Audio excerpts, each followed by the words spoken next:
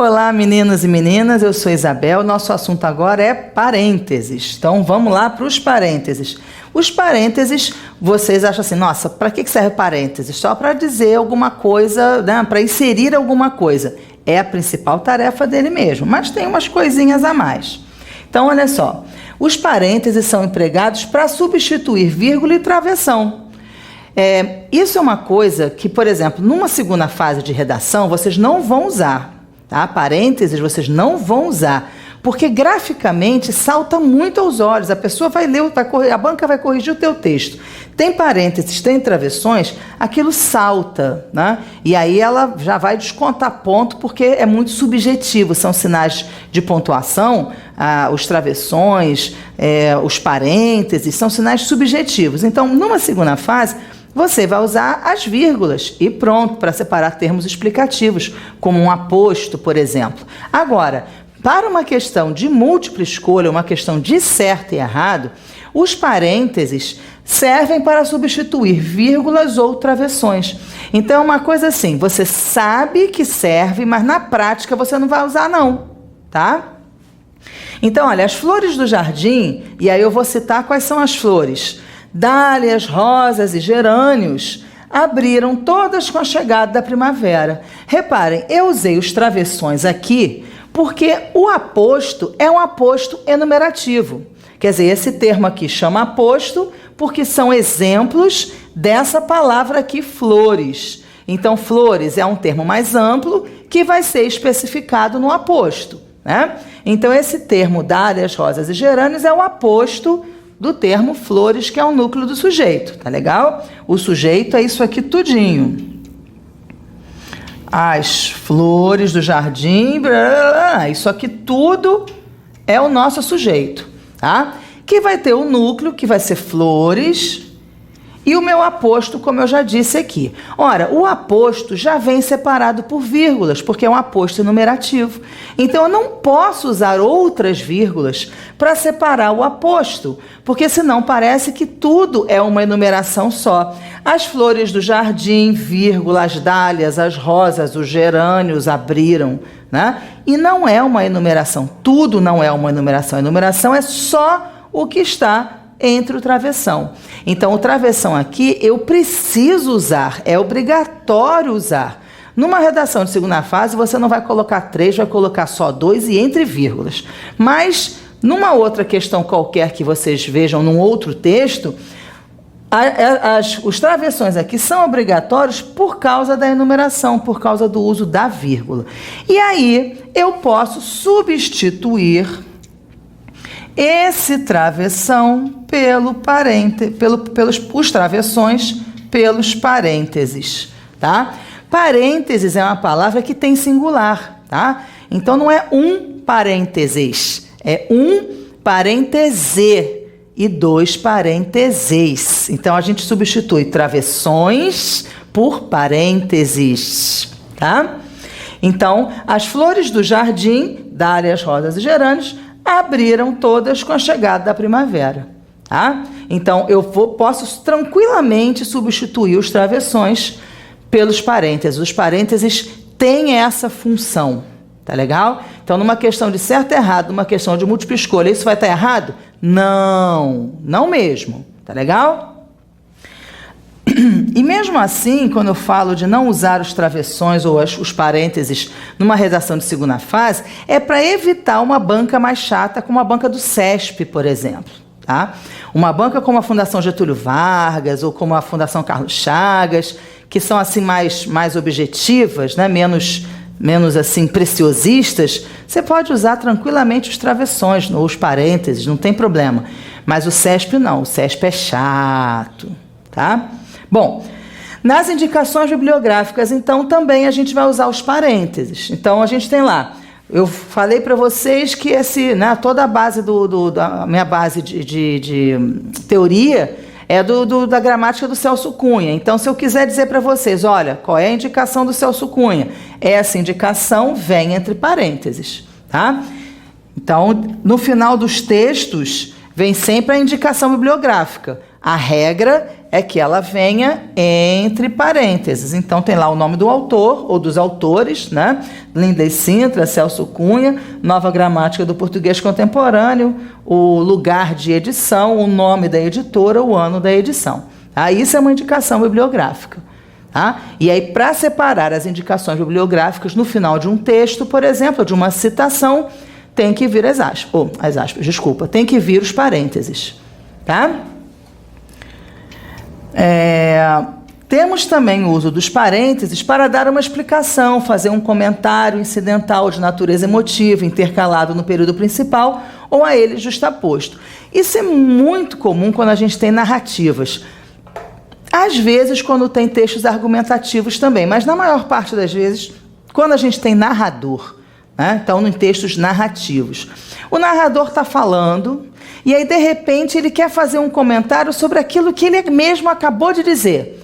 Aí, o que ele faz? Ele abre os parênteses e fala e fecha os parênteses. É como se ele estivesse falando com o leitor. Ele está narrando e, de repente, até parece que isso é verdade.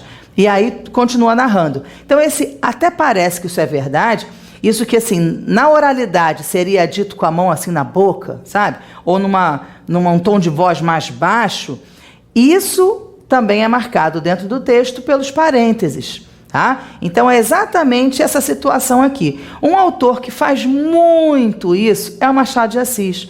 Machado de Assis, o tempo inteiro ele faz isso. É um narrador muito, muito subjetivo.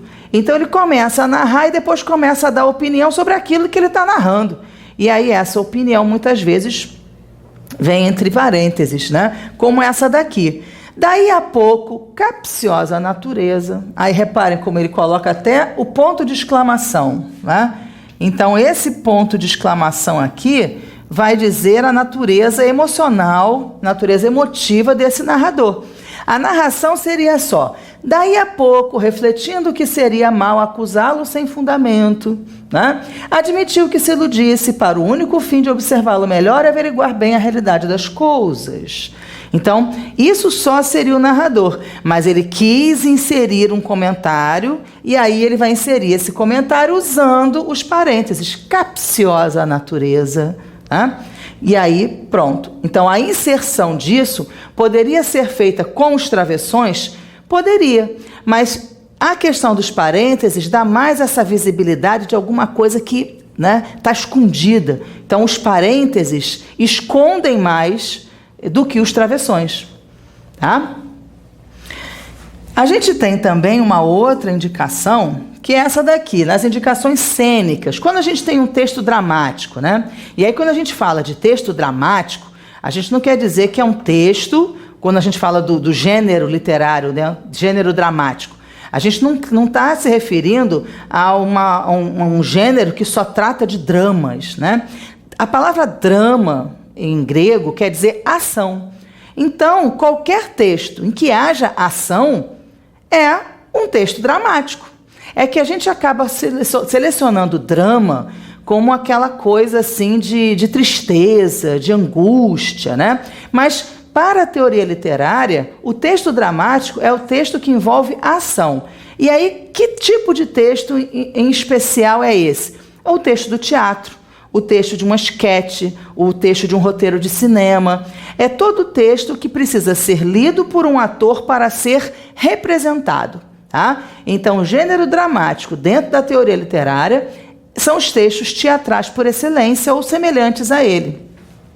Nesses textos teatrais, então, ou semelhantes a ele, existem as rubricas. Reparem, gente, rubricas, tá? Não é rúbrica. O nome é igual. Rubrica, aquele símbolozinho que você faz para dizer que tomou ciência de alguma coisa, aquilo chama rubrica. E isso daqui, essas indicações cênicas, também chamam rubricas. A palavra é paroxítono nas duas acepções, tá? Então, as rubricas, sem acento, portanto, em peças de teatro ou similares, de regra, vêm grifadas, ou vêm em negrito, ou vêm em itálico. Então, olha só, Maria, esse Maria aqui é a indicação do ator, né, do personagem que o ator está fazendo. Então, a Maria, é a hora da Maria dizer, estou aqui, chamaram? Só que aí o autor do texto tem que dizer para Maria como é que ela vai entrar em cena. Né? Simplesmente ela chega e fala, estou aqui, chamaram? Então ele coloca isso daqui, ó, entrando desconfiada pela direita e fazendo caretas. Aí o ator, no caso aqui a atriz, já sabe como é que ela tem que fazer. Ela tem que entrar pela direita, assim, com uma cara desconfiada e fazer uma porção de caretas. Então, essa indicação cênica que está aqui, né, entrando desconfiada pela direita e fazendo caretas, que chama rubrica e vem separada pelos parênteses, tá? A fala do ator ou da atriz, no caso é só essa daqui, estou aqui, chamaram? Tá? E isso que vem dentro dos parênteses é a rubrica, é a indicação cênica de como o ator ou a atriz deve fazer em cena, tá? É a indicação cênica. E, finalmente, a gente tem aqui na indicação do significado de uma palavra ou da sua forma original ou da sua pronúncia, de um exemplo, etc.